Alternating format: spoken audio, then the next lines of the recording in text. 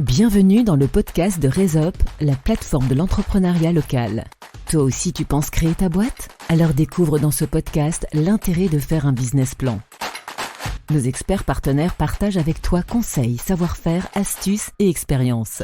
Ils décryptent les ateliers qu'ils animent dans notre parcours Réussir sa création. Avec eux, tu vas découvrir l'univers de l'entrepreneuriat et les étapes clés avant de te lancer.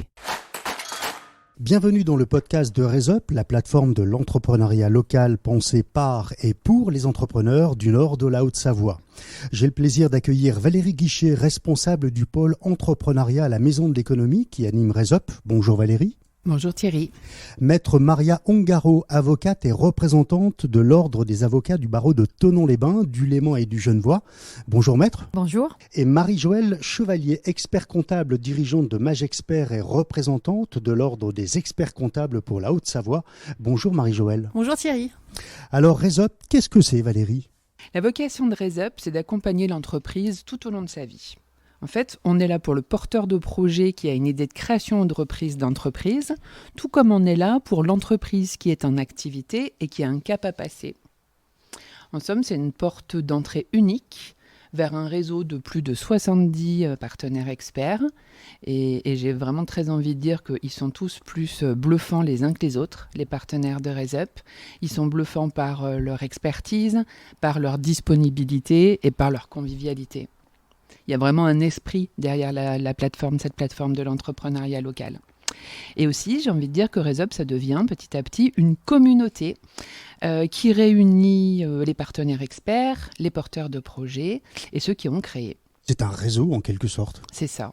C'est un réseau, mais au-delà du réseau, c'est un réseau local. C'est vraiment le réseau de l'entrepreneuriat local et ça c'est cher à notre cœur parce qu'à l'heure d'aujourd'hui, à l'époque que nous vivons, où énormément de choses sont dématérialisées, où le virtuel a une importance si importante, le fait d'être ancré dans le local avec de vrais gens autour de nous, ça a toute son importance et ça fait la différence en matière d'accompagnement. Pour placer l'humain au cœur du dossier. Exactement. Nous, on dit qu'on place l'humain au cœur de la communauté. La communauté des Raise-Upiens, comme on les appelle. Les Raise-Upiens. Alors, comment ça fonctionne concrètement ? Alors, comment ça fonctionne ? En fait, Raise-Up est animé par la Maison de l'Éco. La Maison de l'Éco, c'est une agence de développement économique qui est située à Annemasse, en Haute-Savoie du Nord et juste à côté de Genève. La Raise-Up est financée par différents territoires qui soutiennent l'entrepreneuriat local et qui, de ce fait, offrent le parcours Réussir sa création à leurs habitants. On peut dire offre parce que c'est gratuit justement.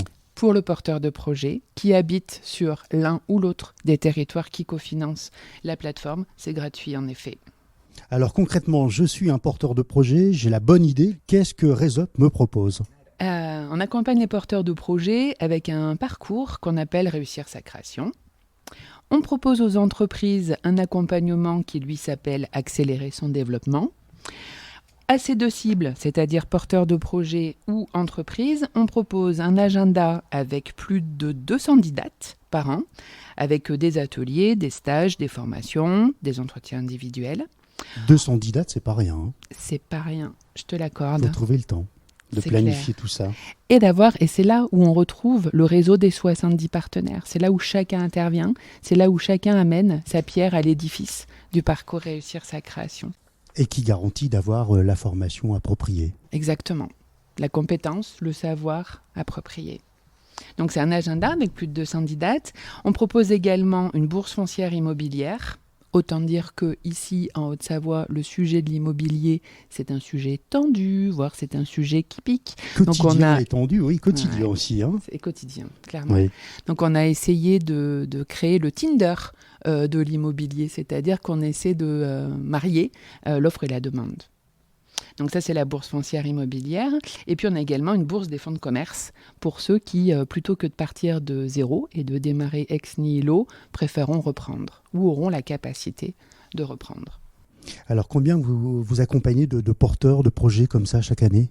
Alors, au sein du parcours Réussir sa création de Raise-Up, c'est en moyenne 500 porteurs de projets on va dire, qui bénéficient de l'expertise de nos partenaires. Et puis du côté des entreprises qui viennent à nous parce qu'elles ont un cap à passer, je dirais qu'elles sont une centaine. Alors ça fait beaucoup de monde. Comment t'es venue l'idée de faire un podcast en fait qui est aussi un service à disposition de ces porteurs de projets? Oui, c'est en effet l'objectif. Mais comment est venue l'idée?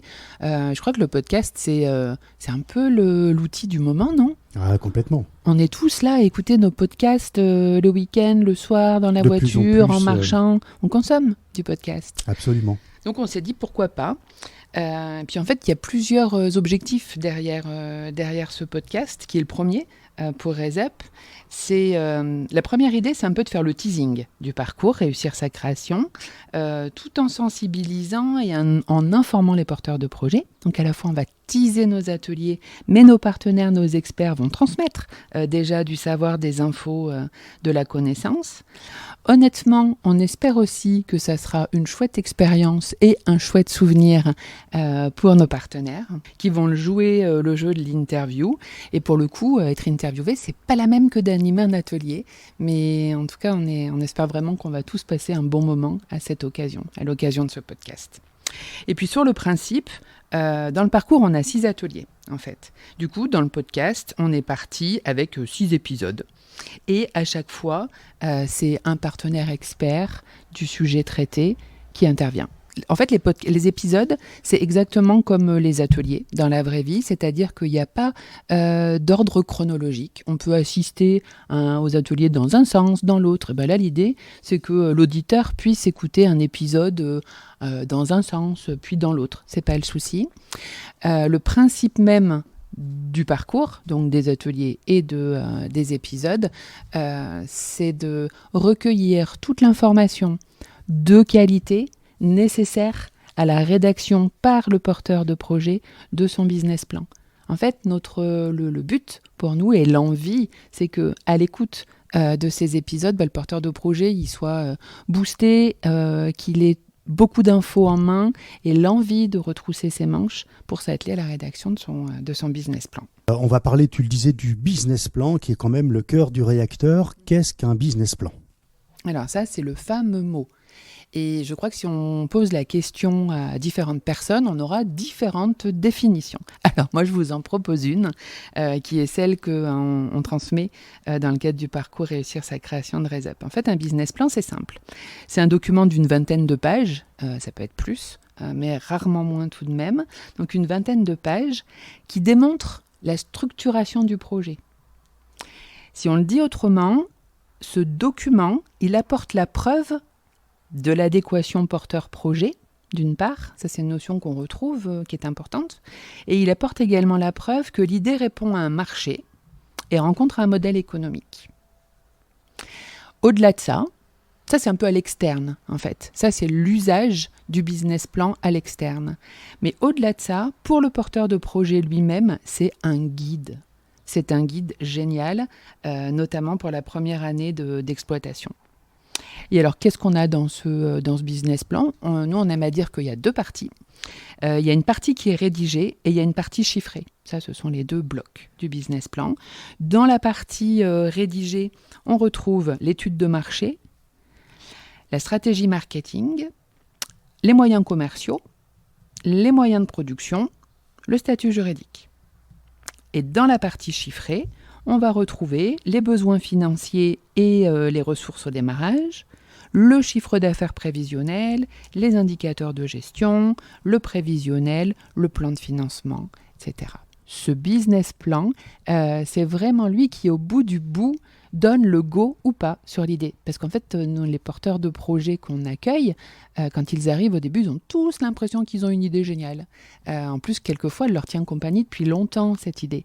Donc, rédiger le business plan, c'est vraiment le seul moyen, en fait, de savoir si notre idée, elle est vraiment géniale ou pas. Et si c'est pas le cas, c'est pas grave, on renonce, mais on renonce en conscience, on passe à autre chose. C'est la concrétisation de la bonne idée, le business plan. Est-ce qu'il y en a qui ne font pas de business plan, qui abandonnent leur idée tout simplement? Les porteurs qu'on a, nous, le cas qu'on aime bien, c'est le porteur de projet qui va au bout, qui fait son business plan et qui réalise que l'idée qu'il a eue ne répond pas forcément à une demande ou alors qu'elle ne rencontre pas de modèle économique viable.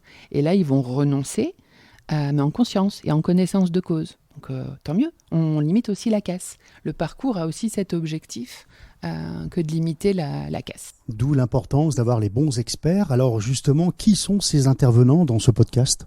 Ce sont nos partenaires, ce sont nos experts. Donc, j'indiquais tout à l'heure que derrière RaiseUp, la plateforme de l'entrepreneuriat local, il y a plus de 70 partenaires. Ce sont eux. Ce sont eux qui, toute l'année, au quotidien, animent les ateliers. Et bien là, ils vont mettre leur casque sur la tête, ils vont prendre le micro et ils vont répondre à tes questions, Thierry. Eh bien, on peut déjà leur dire merci peut-être, Valérie, à tous ces intervenants. Tellement. C'est l'occasion, en effet, de remercier tout le monde pour leur apport tout au long de l'année dans le parcours et sur cette aventure du podcast. Oui, parce qu'on rappelle qu'en Haute-Savoie, toutes ces dernières années, on a enregistré plus de 11 000 créations d'entreprises. 60% sont des micros. Ce statut a la réputation d'être facile, rapide et pas cher pour lancer son activité, alors que ce n'est pas si simple. Pour en parler avec nous aujourd'hui, Maria et Marie-Joëlle. Maria, tu représentes l'ordre des avocats du barreau de Thonon, du Léman et du Genevois. Pourquoi concrètement se faire accompagner au départ d'un projet ? On a souvent, comme a dit Valérie, des idées géniales, mais on ne peut pas tout faire. Les choix d'un statut dépendent de beaucoup de choses, de beaucoup d'éléments, et on a beaucoup d'idées reçues. Par exemple, l'idée que la micro-entreprise, c'est facile. Je vais démarrer une micro-entreprise et après, je déciderai.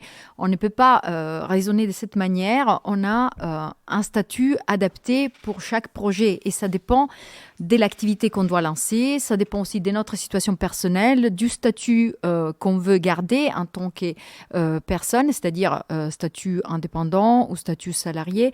Il y a beaucoup de questions auxquelles on doit répondre avant de pouvoir bien choisir. Et l'avocat et également nos partenaires, les experts comptables, donnent des pistes pour choisir la bonne structure, pour choisir les bons statuts et pour éviter de faire des erreurs. Et ces erreurs peuvent vous coûter cher, puisque choisir un mauvais statut, choisir par exemple une structure qui n'est pas adaptée ou choisir une structure qui n'est pas admise. Il y a par exemple, la micro-entreprise est exclue pour certaines activités, ou bien changer des statuts en cours de route quand l'entreprise se développe, ça coûte de l'argent. Donc, l'idée, c'est de bien réfléchir au début, bien choisir au début et pour pouvoir bien développer son entreprise. Comme je dis toujours, on a droit à l'erreur, mais on n'a pas le droit de se jeter sans avoir eu une réflexion préalable. Alors Marie-Joëlle, pourquoi se faire accompagner ? Je rappelle que tu es expert comptable, dirigeante de Magexpert et représentante de l'ordre des experts comptables pour la Haute-Savoie. Oui Thierry, alors pourquoi se faire accompagner ? Je pense qu'aujourd'hui, tous les porteurs de projets ont en tête l'idée de leur activité professionnelle, l'idée du métier qu'ils souhaitent exercer. Après, il faut être aussi assez humble de se dire on ne peut pas tout savoir. Donc l'objectif de passer par les ateliers de RaiseUp, c'est d'avoir accès en fait à des professionnels de l'accompagnement, de la création d'entreprises. Ces professionnels, ce sont également des partenaires pour ces futurs chefs d'entreprise. Donc, il ne faut pas hésiter en fait à les rencontrer, les experts comptables et les avocats. Je me bats contre toujours une idée un petit peu reçue. On a toujours tendance à croire que ces professions sont parfois inaccessibles. La chance qu'ont ces porteurs de projets, c'est que RaiseUp leur donne accès à un niveau de conseil assez élevé et conseils donnés par des professionnels de l'accompagnement à la création d'entreprises. Gratuitement. Et gratuitement. D'ailleurs, on peut rappeler au passage que des études indiquent qu'un porteur de projet accompagné donne 30% de chances supplémentaires à son entreprise d'être encore en vie dans les 3 ans. Alors Marie-Joëlle, quelles sont les grandes lignes, pour faire simple, dans les grandes étapes et à ne surtout pas manquer quand on démarre ? Les 4 grandes lignes, d'abord, et pour faire simple, des étapes à ne pas manquer quand on veut créer son entreprise. La première, il faut rédiger son business plan. La deuxième, il faut présenter ce business plan au conseil, aux professionnels pour obtenir leur validation et éventuellement leurs observations sur des modifications à prévoir. Dès que le business plan est fait et validé par les professionnels, on le présente du coup aux financeurs, que ce soit les banques ou que ce soit les plateformes de financement local. Et quand ces 3 étapes sont faites, on peut passer enfin à la création et à l'immatriculation de son entreprise. Il faut faire ces étapes progressivement. Il ne faut pas s'immatriculer avant de faire son business plan, par exemple. Surtout pas. Ok, alors on va revenir peut-être dans le détail maintenant, Marie-Joëlle, sur les différentes étapes, puisque la rédaction du business plan, le BP comme on l'appelle, c'est fondamental dans le démarrage de l'entreprise. Complètement. Et j'ai tendance à dire, peu importe le choix du statut qu'on fera par la suite, il est important de rédiger son business plan. Il y a une première partie qui va être rédigée par le porteur de projet lui-même, qui consiste à son étude de marché, la faisabilité de son projet. Il y a une grosse partie financière. Cette partie financière, certains ont tendance à vouloir le faire soi-même. Moi, je leur conseille toujours d'aller voir un expert comptable. Les experts comptables accompagnent les créateurs. C'est là où on va mettre en fait en données chiffrées la réalité du projet. C'est-à-dire que savoir calculer son chiffre d'affaires, savoir anticiper quel sera mon chiffre d'affaires et quelles seront mes charges, c'est très important. On a toujours tendance à sous-estimer en fait les charges d'une entreprise. On en oublie certaines. Voilà, donc c'est les 4 étapes clés et de se connaître surtout. Et ça, je le dis, et on le retrouve en atelier, connaître son seuil de rentabilité. C'est-à-dire quel est le chiffre d'affaires minimum que le créateur doit faire pour pouvoir payer l'ensemble de ses charges et rembourser ses prêts. Très important.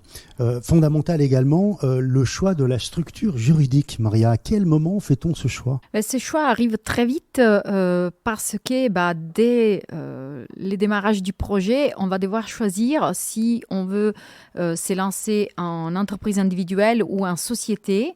Et dans les premiers cas, si on veut rester dans une entreprise individuelle selon un régime normal, réel, ou bien si choisir les systèmes simplifiés de la micro-entreprise. Ça, c'est pour l'entreprise individuelle.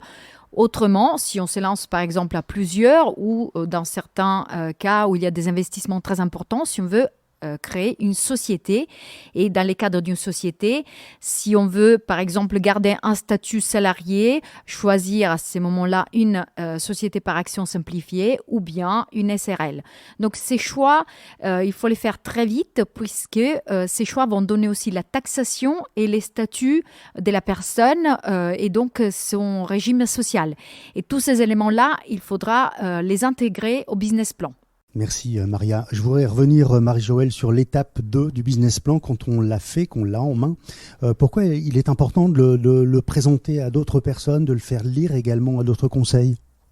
Mais il est important parce que le chef d'entreprise ou le futur chef d'entreprise n'a pas toutes les compétences. On ne peut pas être à la fois maîtriser son métier et maîtriser la fiscalité, maîtriser le statut social de son entreprise. C'est pour ça qu'en le faisant relire un expert comptable, par exemple, il va être là en fait pour avoir un œil critique sur son business plan, savoir si les données qui ont été estimées, parce qu'en fait, il faut savoir que quand on fait un business plan ou un prévisionnel, on joue un peu à la voyante ou au voyant. C'est-à-dire qu'on va anticiper un chiffre d'affaires prévisionnel, on va anticiper des charges, on va anticiper l'embauche de salariés et on a toujours tendance à être assez optimiste quand même, parce qu'on croit tellement à son projet qu'on croit qu'on va faire rapidement beaucoup de chiffre d'affaires. Donc voilà, je dirais que l'expert comptable, il a son œil critique sur la faisabilité ou pas du projet. Et des fois, il peut arriver que finalement, le fait d'avoir mis par écrit en fait son business plan, on se rend compte que le projet n'est peut-être pas suffisamment mature pour pouvoir par la suite en vivre. Parce que quand même, la finalité d'un créateur d'entreprise, c'est de pouvoir vivre de son activité.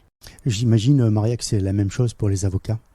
Oui, les chefs d'entreprise, n'oublions pas, c'est un métier des relations. Donc, les chefs d'entreprise vont créer des relations avec ses clients. Donc, il va prendre des engagements à l'égard de ses clients. Ces engagements doivent être définis pour savoir qu'est-ce que concrètement les chefs d'entreprise vont offrir, quel est l'objet du produit, qu'est-ce qu'il va vendre et donc qu'est-ce qu'il va garantir, quelle sera sa responsabilité. Mais c'est aussi un métier qui va les faire entrer en relation avec des fournisseurs, avec des partenaires, et je pense notamment aux banques, qui est un partenaire également privilégié. Et donc, quand on parle des relations, on parle des contrats. Donc, il y aura des contrats qui seront signés, des conditions générales des ventes, il y aura des contrats des prêts, il y aura aussi les collaborateurs, je pense aux contrats de travail, il y aura aussi des contrats des baux. Donc, tous ces documents sont d'une technicité extrême et il faut que les porteurs aient les bons réflexes.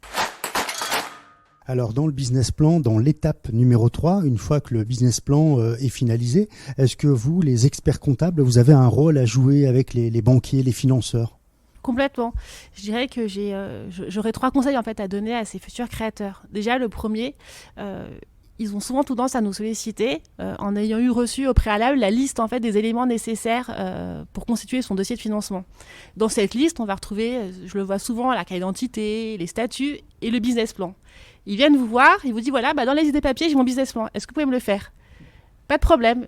Mais il faut que vous ayez connaissance, vous également, du business plan. Il faut que le créateur d'entreprise maîtrise en fait les chiffres qui sont dans son business plan. Il faut qu'il les connaisse. Parce que plus on connaît son métier, plus on connaît les données chiffrées, plus ce sera facile par la suite en fait, de le vendre aux banquiers. Parce que la réalité, c'est qu'on ne peut pas faire grand-chose aujourd'hui sans les banques. Et les banquiers s'appuient sur les chiffres. Le banquier va s'appuyer sur les chiffres. Et deuxième conseil que je donnerais, d'être très pessimiste en fait dans l'élaboration de son business plan. C'est-à-dire qu'on a toujours tendance un peu à survaloriser ses prévisions de chiffre d'affaires et ses prévisions de développement. Mais lorsque la boîte elle est créée, à un moment donné, le premier jour, il faut que le chiffre d'affaires il tombe pour pouvoir payer ses charges. Donc j'aurais tendance à dire, soyez très pessimiste dans l'élaboration de votre business plan. Alors, le business plan est finalisé, tous les voyants sont en vert, on est prêt pour l'immatriculation. Comment fait-on, Maria ? Alors, après cette phase de réflexion, il y a une phase de formalisation dans laquelle on va quand même rédiger l'activité précisément. S'il s'agit d'une société, on va rédiger des statuts. Les chefs d'entreprise doivent avoir quand même déterminé les noms de son entreprise. S'il y a une enseigne, il faut qu'il ait fixé l'adresse de ses locaux. Donc, toute cette phase de formalisation permet de mettre par écrit tous ces éléments-là. Et ensuite, on passe par la plateforme aujourd'hui de l'IMPI, dans laquelle on va indiquer tous ces éléments-là et par la suite, l'IMPI transmet aux autorités et aux organismes compétents et il va y avoir donc la validation par les greffes et la transmission auprès de l'INSEE, de l'URSSAF et des impôts. Oui, on va faire une parenthèse sur l'INPI, l'Institut national de la propriété intellectuelle. C'est très important pour la protection de sa marque. Alors, il faut savoir qu'aujourd'hui, l'INPI a un double rôle. Il est bien sûr en première ligne pour tout ce qui est marque brevet, mais il faut savoir que depuis janvier 2023, il y a l'obligation de passer par la plateforme de l'INPI pour toutes les immatriculations et pour toutes les modifications des sociétés et aussi des entreprises. C'est quand même vivement conseillé de vous consulter, vous, avocat, avant d'entreprendre la démarche. La plateforme de l'IMPI est particulièrement complexe. Il y a beaucoup plus d'informations à fournir que dans les anciennes plateformes d'infogreffe ou à l'égard de la CCI ou de la Chambre des métiers. Donc, il y a une vraie complexité. Donc, je ne peux que conseiller de passer par un avocat pour l'immatriculation de son entreprise ou de sa société. Alors concrètement, ça prend combien de temps de lancer son entreprise, Marie-Joëlle ? Alors écoute Thierry, pour la première partie qui consiste à rédiger son business plan et à trouver le financement, il faut en moyenne 2 à 3 mois. Pourquoi ? Parce qu'à partir du moment où on va avoir une idée en tête, il y aura forcément plusieurs versions en fait, de son business plan et de son prévisionnel. Donc 2-3 mois, c'est le temps, à mon sens, minimum pour pouvoir lancer son projet. Et à contrario, je dirais qu'il ne faut pas non plus commencer trop tôt. Des fois, il se peut qu'au sein des ateliers, en fait, on rencontre des porteurs de projets qui sont aux prémices en fait, de leur projet de création d'activité. Et il est parfois trop tôt parce que l'idée n'a pas encore mûri. Mais à partir du moment où l'idée, vous l'avez en tête et que vous allez au bout, c'est à peu près 3 mois. Alors ensuite, quelle est la durée, Maria, pour officialiser la rédaction des statuts, l'immatriculation de la société ? Alors, pour une entreprise individuelle et pour une société, quand tous les points sont clarifiés, quand on sait quelle est l'activité, quels sont les lieux, quel est son statut, quel sera son exercice social, ça peut aller très vite. Disons que pour les sociétés, c'est un tout petit peu plus long puisqu'on a, au-delà de la rédaction des statuts, on a aussi une phase bancaire, puisque les fonds du capital social doivent être déposés préalablement à la banque ou à une caisse, ça peut être la caisse des dépôts ou la caisse des avocats. Et ce n'est que quand on a l'attestation que les fonds ont été versés que les statuts peuvent être signés. Donc cette phase bancaire est un tout petit peu, rallonge un tout petit peu, mais ensuite, une fois que tous ces points-là sont clarifiés et une fois qu'on a tous ces documents, ça va très vite. L'immatriculation, l'IMPI est assez réactive, en 2-3 jours, c'est fait. Donc, je dirais que si tout va bien, 1 semaine, 10 jours, la dernière phase permet d'immatriculer très vite la société. Oui, on va rappeler aux porteurs de projets ou aux repreneurs d'entreprises que les ateliers de RaisUp sont là pour accompagner ces porteurs au cours des différentes formations et que vous êtes là tout au long du parcours du chef d'entreprise.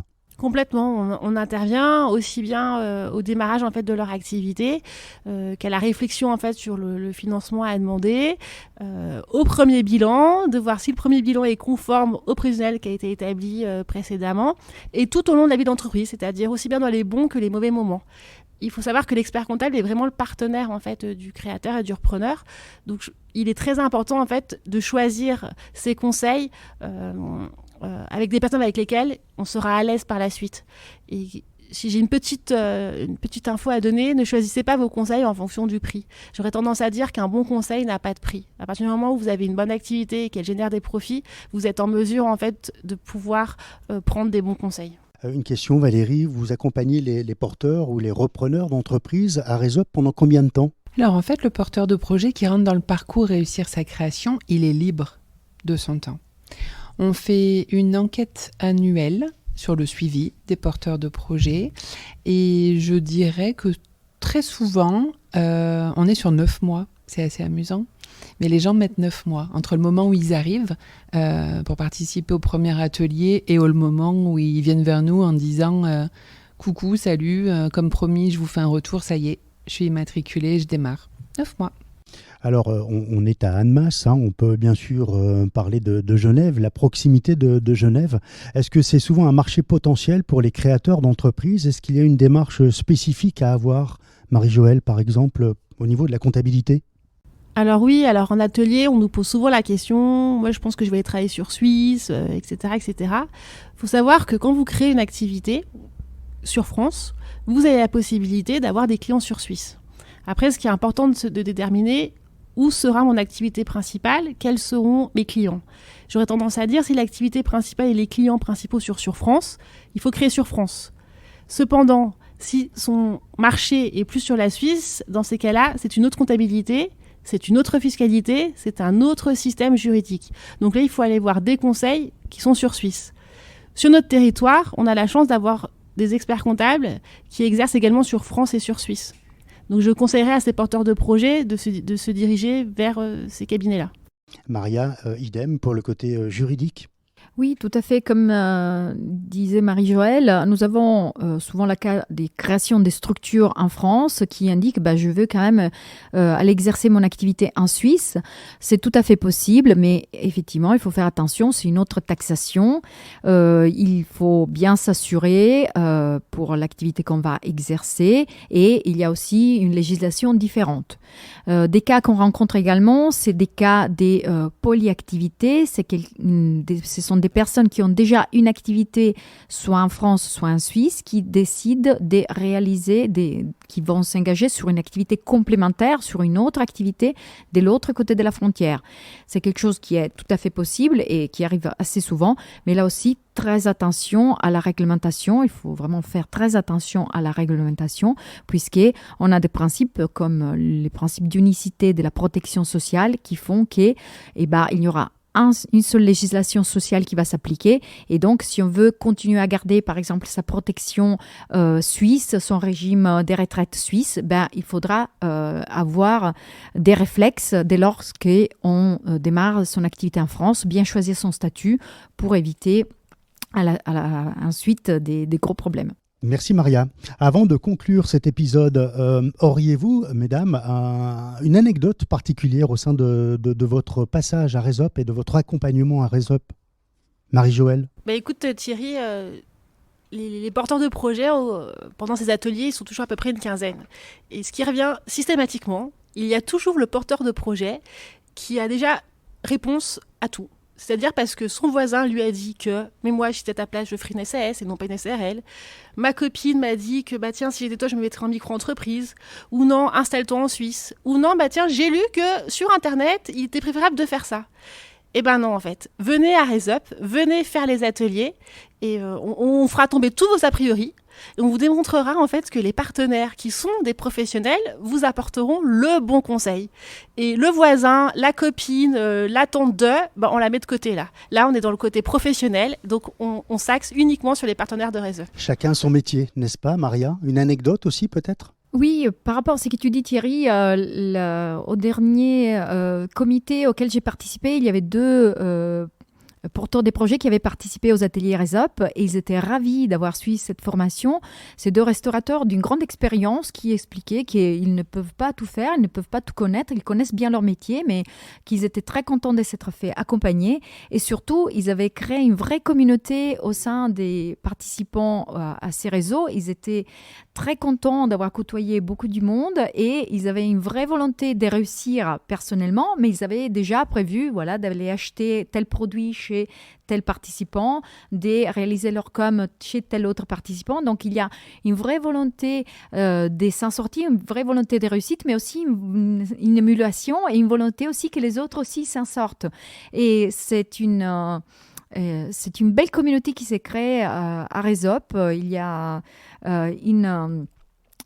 un vrai soutien mutuel les uns les autres et entre participants, cela est flagrant et entre partenaires également, puisque ça nous permet également de créer des liens entre partenaires et pouvoir fournir après à nos clients des conseils de qualité et les envoyer chez un partenaire qui l'aidera et qu'on connaîtra personnellement. C'est vrai que le réseautage est important, Valérie, dans le monde de l'entreprise. Ça prend tout son sens chez RESOP. Oui, vraiment. Et d'ailleurs, en vous écoutant parler, je me disais, tiens, j'ai trouvé une différence supplémentaire entre les ateliers et les podcasts. Parce que pour le coup, ce qu'on constate tous les mois, puisqu'en fait, on a un parcours Réussir sa création qui démarre chaque mois, c'est la dynamique et la cohésion du groupe. Et chaque groupe est différent. Chaque groupe a une identité. Et cette dynamique, elle est juste magnifique. Nous qui l'observons de l'extérieur, on se régale. Alors là, je me mets à la place de l'auditeur qui va nous écouter, peut-être les 7 épisodes. Là, pour le coup, pensez ému pour lui parce que lui sera tout seul derrière son portable ou sa radio. Et on espère pouvoir l'accueillir s'il est sur l'un des territoires qui cofinancent la plateforme. Comment on peut vous contacter justement? Tiens, bonne question. Très simple. rezup.org. REZUP.org. Le mot de la fin peut-être, Valérie? Alors le mot de la fin, c'est que là, à l'heure où on se parle, au jour de cet enregistrement, RESOP, la plateforme de l'entrepreneuriat local, est cofinancée par 7 territoires, 7 collectivités qui soutiennent l'entrepreneuriat local. Et en fait, merci à elles. Et ces territoires sont Annemasse-Aglo, la communauté de communes du Genevois, la communauté de communes Arvé-Salève, celle du Pays de Cruseille, celle de Fierréus, celle de Hussérone et la communauté de communes des 4 Rivières. Donc ça veut dire que tout porteur de projet, habitant sur l'une des communes de ces 7 communautés de communes, peut nous rejoindre à tout moment en passant par resup.org pour rentrer dans le parcours, ne pas rester solo, avoir la dynamique du groupe des Résepiens et aussi et surtout avoir accès à tous nos partenaires dans la convivialité et dans l'esprit et les valeurs de la plateforme et de la communauté. Mais Valérie, alors si je n'habite pas dans l'une des communes de ces territoires, que se passe-t-il? Comment faire? Que des solutions. Parce qu'en fait, en France, les acteurs qui accompagnent la création d'entreprises, ils sont vraiment nombreux. Donc si vous, auditeurs, n'êtes pas sur l'un ou l'autre des territoires que je viens de nommer, aucun problème. Vous pouvez vraiment vous rapprocher de votre CCI, vous pouvez vous rapprocher de votre CMA, vous pouvez vous approcher d'autres structures comme Initiative France, comme le Réseau Entreprendre, comme l'ADI, comme France Active, comme la BPI. Honnêtement, où que vous soyez en France, vous allez trouver l'un de ces interlocuteurs à proximité, vous aussi. Eh bien, mesdames, merci à toutes les 3. Merci Thierry. Merci. Merci. Chers auditeurs, vous pouvez suivre l'écoute des prochains épisodes dans lesquels on parlera de l'étude de marché, de la création et de la gestion de l'entreprise, du financement, du développement commercial, des assurances et de la communication. Autant d'informations transmises par les partenaires experts de RESOP pour vous aider à rédiger votre business plan. Bonne écoute à vous et à très vite. Tu as la chance d'habiter un des territoires qui cofinancent RESOP. Passe du podcast à l'atelier. Plus d'infos sur resup.org. rezup.org.